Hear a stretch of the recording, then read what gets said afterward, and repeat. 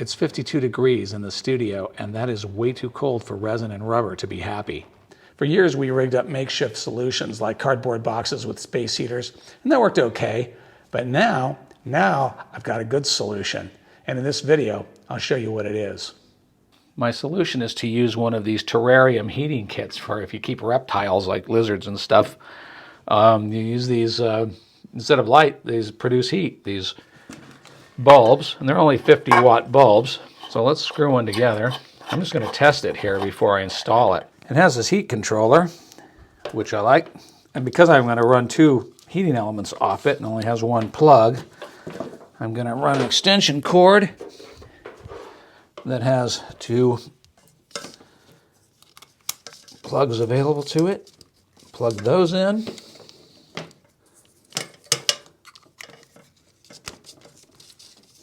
All right.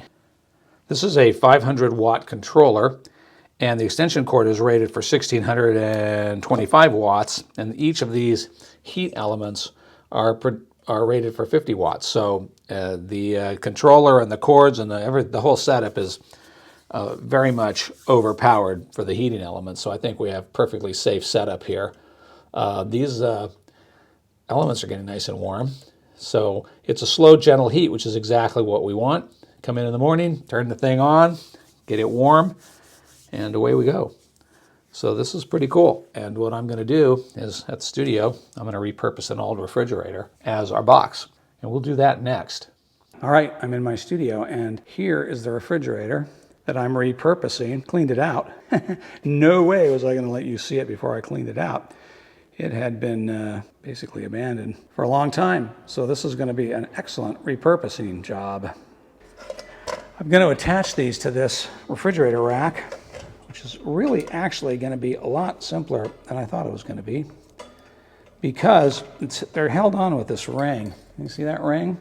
It just slides over the end of the bulb like this, and these springs have little hooks on them, and you just hook them on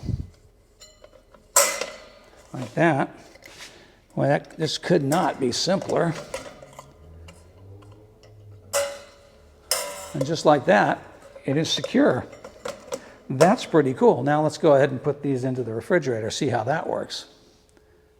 It's just a simple matter, I hope, of sliding these things in like that.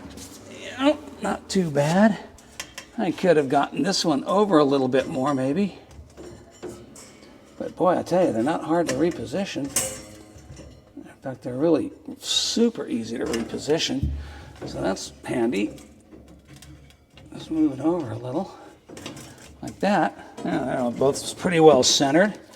And the cords will be plugged in to a single cord down there that will come out the door. The whole point of this setup is that it's cold in the studio, and we really need a hotbox. We need something like this. I think these are going to provide nice, low, gentle heat. I want to keep the interior temperature of this box about 80 degrees maybe. I always say, if you're comfortable, the resin and the rubber will be comfortable.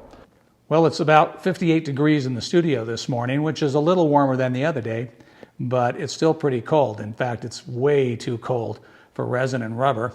So last night I put a couple gallons of resin into the old hot box, and let's check it out. Okay, so in the box we go, and as you can see, everything's heated up. Let's take a look here and see what we've got. Oh, very nice. It's holding exactly what I wanted to, which was about 75 degrees, would you say? Which is what I've got set on the dial. It's been on overnight now.